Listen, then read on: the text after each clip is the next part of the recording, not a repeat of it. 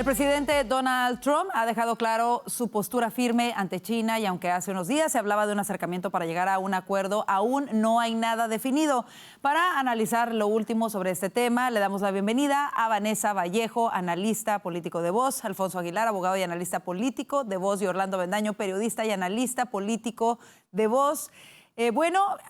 Vimos las declaraciones precisamente esta mañana del presidente Donald Trump. Hemos escuchado diversas versiones en torno a ello, que sí hay negociaciones, que no hay negociaciones. Ahora irá una delegación a Suiza para entablar estas negociaciones con China. Pero hoy el presidente dejó claro que su postura es firme. Se le cuestionó sobre algunas exenciones, no quiso confirmar ninguna hasta este momento.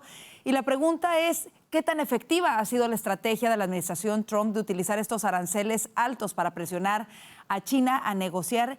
¿Y qué riesgos conlleva este enfoque para ambas economías? Vanessa, comienzo contigo.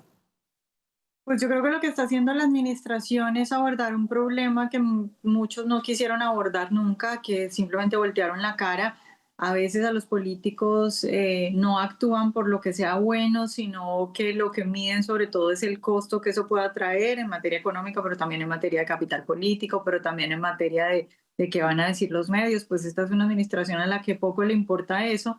Y entonces ha decidido, yo creo que no solo es una cuestión de cambiar el desbalance comercial con todos los países, pero también con China, pero además una especie de aislamiento a China y de castigarla por todas sus políticas que en realidad todo el mundo sabe que China roba inteligencia, que China está tomándose, por ejemplo, Latinoamérica. Ahora, algo que me llama mucho la atención es que esta mañana en la audiencia que tuvo el secretario del Tesoro, Scott Bessent, en la Cámara de Representantes, dijo que en esas negociaciones que va a haber en Suiza, que son preliminares, dijo, pero dijo que no va, confirmó que no va a estar Peter Navarro en ese equipo de negociación. Lo cual me confirma una vez más que ha ganado Scott Bessent y su estrategia de simplemente no dejar los aranceles para siempre en una medida proteccionista, sino de intentar bajar los aranceles y eliminar el desbalance comercial. Entonces, a mí me parece por lo menos un buen indicio. Alfonso, ¿cómo lo ves tú? Pues mira, si estoy de acuerdo con Vane, veo un cambio leve en el discurso sobre China de parte de la Casa Blanca. Y ciertamente el presidente está siendo firme, pero al mismo tiempo, fíjense que dijo el domingo en la entrevista que dio a NBC de que en algún momento él estaba dispuesto a levantar los aranceles a China porque quiere hacer negocios con China. O sea que admitió que es algo temporero, o sea que estamos empezando a ver quizás una luz tenue al final del túnel. Pero creo que lo que ha dicho Bessent ha sido más interesante. Anoche en una entrevista en otra cadena decía que lo que busca la administración, el decoupling, lo utilizó la palabra en inglés, la desconexión que busca de China, no es un aislamiento total, que es lo que yo pensaba, lo que mencionaba ahora Vanessa, sin una desconexión en aquellas áreas que son vitales para nuestra seguridad nacional y nuestra economía. O sea, que esas cosas que son vitales, importantes para nosotros, que se están produciendo en China, queremos traerlas para acá. Pero hay un sinnúmero de áreas donde queremos seguir haciendo negocios. O sea que me parece que se están matizando las declaraciones iniciales de algunos en la administración y lo que se busca es reestructurar esa relación para que continúe, pero que esas cosas claves, esos productos claves que necesitamos, ya sean chips o medicamentos claves, se empiecen a producir en Estados Unidos o en países aliados. Me parece que eso es lo que estamos viendo. Y obviamente la reunión en Suiza es muy importante. Y los chinos dicen que fue Estados Unidos que la pidió. O sea que pudiéramos ver el comienzo de un final, aunque creo que va a tomar, muchos expertos dicen que va a tomar varios años, 2, 3 años para que se normalicen las relaciones comerciales, por lo menos con China. Bueno, y justo el día de hoy veíamos que se da ya la juramentación de quien va a ser el embajador de los Estados Unidos en China, justo antes de que comiencen estas negociaciones, el ex senador de Georgia, David Perdue. ¿Cómo ves esto, Orlando? Y también, ¿Cómo crees que pueda influir, en este caso, los empresarios sobre la administración para que realmente se dé una negociación con China? En este caso, los empresarios y los consumidores que de alguna manera podrían verse afectados por estos aranceles. Y algo importante, y es que creo que lo que Alfonso ve positivo como un cambio en la retórica y una especie de matiz del discurso, realmente es la administración Trump cediendo. Y creo que está cediendo, y el hecho de que habría que confirmarlo, pero que haya sido el gobierno de Estados Unidos el que haya pedido la reunión, es una muestra de esto. ¿Por qué? Porque Estados Unidos es una democracia. Y en ese sentido, para que Trump continúe con su agenda y para que los republicanos puedan continuar con su agenda, necesita ganar elecciones. Y para ganar elecciones necesita que los americanos estén contentos. Y para que los americanos estén contentos, lo menos que le conviene a Estados Unidos es meterse en una guerra arancelaria con el único país en el mundo que pueda asumirla, que es China. Una guerra que va a tener un impacto decisivo en el consumidor.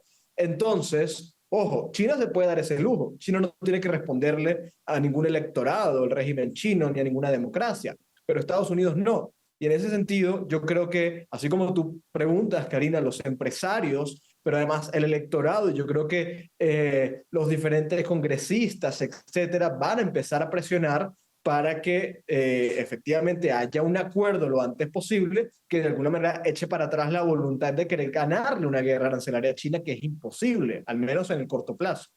Pues vamos a ver cómo se desarrollan estas conversaciones. Ojalá que para bien y tranquilidad de todos esta guerra realmente es entre los dos gigantes y de alguna manera, por supuesto que tiene que haber un cambio que beneficie a los Estados Unidos, pero también es importante que se ceda un poco de terreno con China, del cual dependemos tanto desafortunadamente en la actualidad. Vámonos al siguiente tema que también es importante, y es que el expresidente Biden reapareció en una entrevista y su enfoque, por supuesto, fue el criticar al presidente Trump en sus primeros 100 días. Una de las cosas más destacadas fue la defensa de su posición sobre haber dejado la carrera presidencial hasta casi el último. Él dijo que él piensa que hizo lo correcto, que de cualquier manera, si él hubiese dejado la carrera presidencial antes, el resultado hubiera sido el mismo. Vanessa, ¿cómo lo ves? Pues este hombre aparece después de estar perdido, después de todo lo que vimos, y dice que en realidad no se retiró por su salud, más o menos.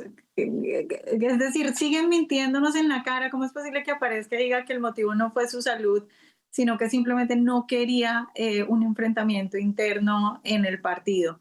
Yo creo que es evidente que la gente ya entendió que fue engañada por el Partido Demócrata, y creo que es un precio que van a tener que pagar, porque yo creo que los electores demócratas no se van a olvidar fácil del engaño que tuvieron, de cómo los engañaron. Y yo creo que sí hay muchos demócratas que creen que si Biden se hubiera retirado antes, le hubiera ido mucho mejor al partido y hubieran podido ganar. Yo no estoy tan segura, pero yo creo que sí hay muchos demócratas que creen eso. Y yo creo que muchos que se sintieron ofendidos cuando en esta entrevista vuelve el expresidente a decir que él estaba bien de salud y que de eso no se trataba. Bueno, y otra de las cosas que escuchábamos es que critica ampliamente al presidente Trump en sus primeros 100 días, que han sido desastrosos, y a la vez defiende sus 4 años. Alfonso, ¿cómo lo ves?